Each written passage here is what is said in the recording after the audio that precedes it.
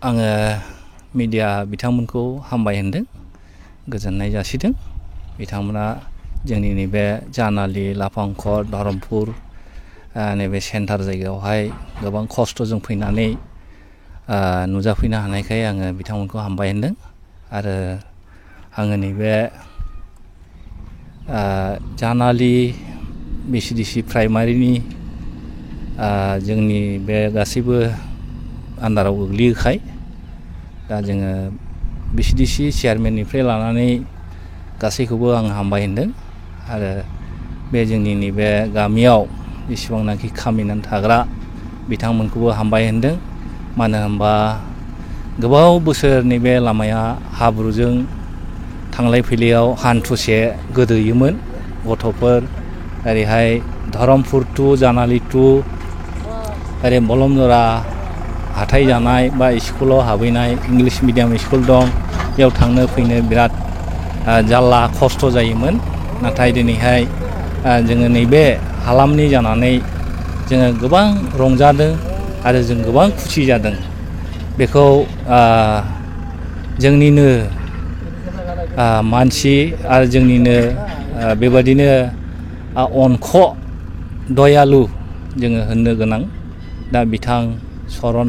नार्जारि बसुमतारी बिथाङा गावनि अननायनि गेजेरजों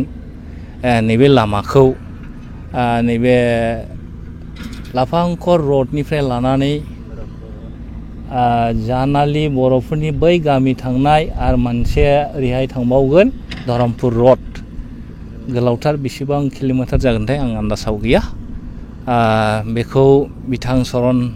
बसुमतारीया मावना होनायनि थाखाय आङो रोजा रोजा हामबाय होनो आरो बेबादिनो जोंनि बेबादि गोग्लैसोनानै थानाय जायगाफोरखौ नायनानै बेबादि मावना होयोब्ला जोंनि रायजो राजाफ्रा बिराद गोजोननायाव थागोन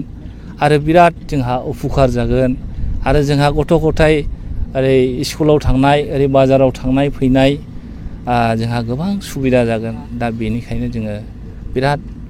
हामबाय होनदों आरो रंजानायजों जोङो नाजावदों आरो बिथांखौ धन्यबाद होदों आंनि बुंनांगौ एसेनोसै गाँव नाम मोर धरमपुर